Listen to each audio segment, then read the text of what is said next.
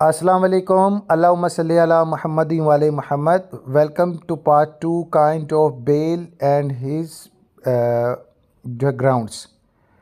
तो इसमें हम टॉपिक शेयर करेंगे kind of bail by nature, यानी फितरत के तरफ से ज़मानत की इकसाम। बाय नेचर बेल में be divided into following two kinds.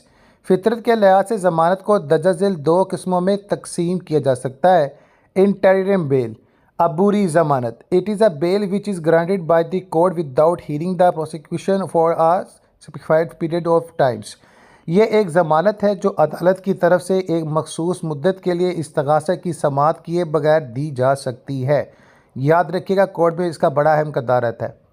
Next में पॉइंट ऑफ व्यू है परमानेंट और कन्फर्म्ड बेल, मुस्तकिल या तस्दीक शुदा ज़मानत। It is a bail which is granted by the court after hearing both the parties I petitioner and prosecution.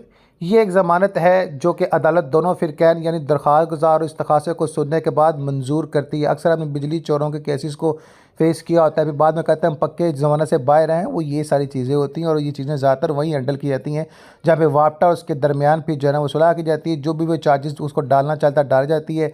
देखा जाता है कि आए वो मुलज़िम गुनहगार भी है या नहीं, या कोई गलती का मासा या कुछ भी वट केस की जनाब अला यहाँ पर नवैयत दिख जाती है। पॉइंट 6 में प्री कंडीशन और इंस्टेंट जो कन्फर्मेशन है pre arrest before arrest bell, इसको मैं करूँगा। यानी कबल ज़ा गिरफ्तारी से कबल ज़मानत की तस्दीक की पेशेगोई शरात या ज़रूरी इजाज़ जो इसके हैं। Following confirmation of pre arrest before arrest bail following are pre conditions और इंस्टेंट इंग्रेडिएंट, यानी कबल ज़ा गिरफ्तारी ज़मानत गिरफ्तारी की तस्दीक के बाद पेश की शराइत या ज़रूरी इजाज़ दर्ज झेल हैं। जैसे जला पॉइंट नंबर 1 में एलिटेड मूवीज़, यानी रिलेटेड मूवीज़ के हवाले से बात की जाए, arrest petitioner should be for some related movie in fact there should be that motive for involvement of in some criminal cases is not pure. यानी कि सम ऑफ टाइम ऐसा होता है कि हम देख रहे हैं कि CCTV कैमरे की फुटेज आती है, कोई बंदा चोरी हो रही है तो जनाब वो बंदा वहाँ से गुजर रहा है तो उसका ध्यान पड़ता है, वो गुजर से भाग जाता है। तो हमें लगता है कि जनाब ये बंदा चोर है, चोरों के साथ ही मिला हुआ है, तो उसको गिरफ्तार किया जाता है। तो फिर इसमें वीडियो के फैक्ट्स देखे जाते हैं, उस शख्स का किरदार देखा जाता है, वो सारी चीज़ें वो फिर हर चीज़ को मोटिव करना पड़ता है ये केस की नोयत पर। ये बहुत सारी चीज़ें होती हैं। अथॉरिटी फिर इस चीज़ को देखती है। दरख्वास्त गुजार की गिरफ्तारी किसी खुफिया मकसद के लिए होनी चाहिए। दर हकीकत इस बात में शक होना चाहिए कि किसी न किसी मुजरिम केस में मुलज़िम के मुलव्वस होने का मकसद खालस नहीं है।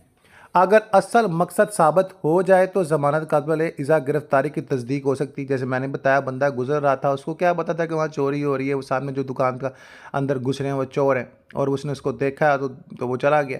अगर ये भी साबित हो जाए कि काम या दीगर बाअसर अफराद की जानिब से किस नापाक अज़म या बदनिया की वजह से जल गिरफ्तारी ताज़ीर और मुलज़म को बिलाजवाज़ हरासा करने का अंदेशा हो, यानी इसी बेसिक पर भी जब उसको बिलाजवाज़ किसी चीज़ को तब भी उसको बेल दे देते हैं ताकि आसानी से सारे मामले की जनाबेला जो इन्वेस्टिगेट कर रहा है उसको जनाबेला मौका मिल सके और जनाबेला मुलज़िम को भी सुकून का सांस मिले ताकि किसी किस्म का दबाव ना आए और सच छुप ना जाए। एनालिसिस ऑफ ऑप्शंस की बात करें, जुर्म की गनौनी साजिश के वाले से option is the importance as far as granting और प्री रेस्ट बेल। जहाँ तक ज़मानत कबल ज़ा गिरफ्तारी देने का तल्लक है, जुर्म की संगीन कोई अहमियत नहीं रखती। दर हकीकत जुर्म की संगीनी की वजह से कबल ज़ा गिरफ्तारी ज़मानत मुस्तरद नहीं की जा सकती, क्योंकि केस की नवैयत का बड़ा पेचीदा मामला हो। दैन इस तरह के मामला को देखा जाए कि नहीं जी नहीं इसको नहीं देना या करना है, ये भी केसेस पर निर्भर है, लेकिन अक्सरियत इस चीज़ पर जो है कोर्ट में बहस जारी रहती है। नेक्स्ट में देखें कमीशन ऑफ एब्सेंस, यानी जुर्म का commission. A pre-arrest bail can be confirmed when investigation is completed and shows that the accused is not committed an offence।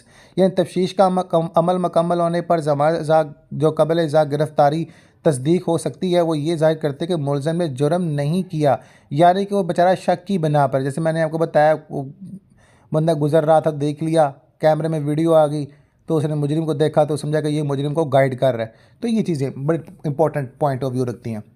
Next point of view है फिजिकल सरेंडर, जिस्मानी हथियार डालना।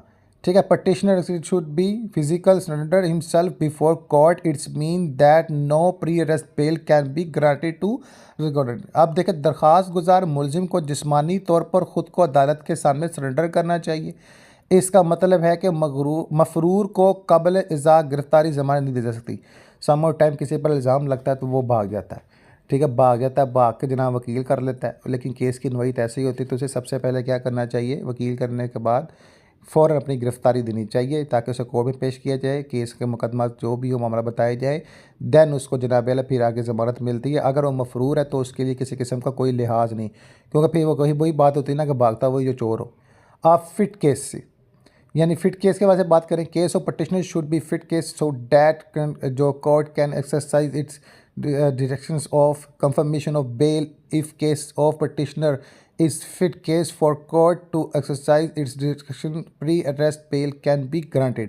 दरख्वास्त गुजार का केस फिट केस होना चाहिए ताकि अदालत ज़मानत की तस्दीक के लिए अपनी सूबदीदी इस्तेमाल कर सके। अगर दरख्वास्त गुजार का केस अदालत के लिए अपनी सूबदीदी इस्तेमाल करने का मौजू है तो ज़मानत कबल इज़ा गिरफ़्तारी दी जा सकती है।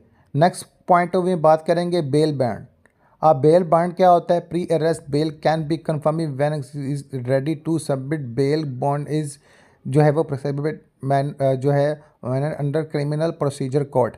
ज़मानत कबल इज़ा गिरफ्तारी की तस्दीक इस वक्त की जा सकती है जब मुलज़म ज़ाब्ता फ़ौजदारी के तहत ज़मानत मचल के जमा कराने के लिए तैयार हो जाए।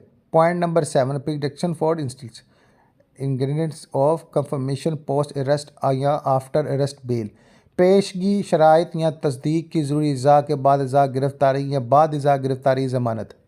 For confirmation of post arrest after arrest bail following are pre conditions और इंस्टेंस जो इंग्रेडिएंट्स हैं। बाद इज़ा गिरफ़्तारी के बाद ज़मानत की तस्दीक के लिए पेश शराइत ज़रूरी इज़ा दर्जा झेल है। पॉइंट नंबर 1 में बात करें प्रोहिबिटेड क्लेस यानी ममानत की शक। According to section number 497 of criminal procedure code post arrest bail can't be grant when the access जो भी एग्जिस्ट है जो रीजनेबल हो ground for believing that the petitioner has been guilty for the offense which is punishable with death or imprisonment for life or punishment for 10 years. It relieves that precondition or instill ingredient for information of post arrest bail is that illicit offense should not fall within prohibited classes of section number 497 of criminal procedure code। यानी ज़ाब्ता फ़ौजदारी के section number 497 के मुताबिक इज़ा गिरफ़्तारी काबिल इज़ा गिरफ़्तारी ज़मानत नहीं दी जा सकती जबकि ये मानने के लिए मक़बूल बुनियादी मौजूद हो कि दरख्वास्त गुजार इस जुर्म का मरतब हुआ है जिसकी सज़ाए मौत या उम्र कैद या 10 साल कैद तक सज़ा है। इससे पता चलता है कि बाद इज़ा गिरफ़्तारी ज़मानत की तस्दीक के लिए पेशगी शराइत या लाजमी जुज़ू है कि मुबैना जुर्म ज़ाब्ता फ़ौजदारी की दफ़ा नंबर 497 की ममूना शिक के अंदर नहीं आना चाहिए। नेक्स्ट पॉइंट में डिस्कस करेंगे non reasonable ground for commission of non bailable options. गैर जमानती जुर्म के लिए कोई मकबूल बुनियाद नहीं। Another pre condition of for confirmation for post arrest bail is that there should be no reasonable ground for believing that the accused has committed non bailable offence in fact. बाद इज़ा गिरफ़्तारी ज़मानत की तस्दीक के लिए एक और पेशन गोई शराइत या लाजमी जुज़ू ये है कि ये मानने की कोई मकबूल बुनियाद नहीं होनी चाहिए कि मुलज़म ने नाकाबिल ज़मानती जुर्म किया है।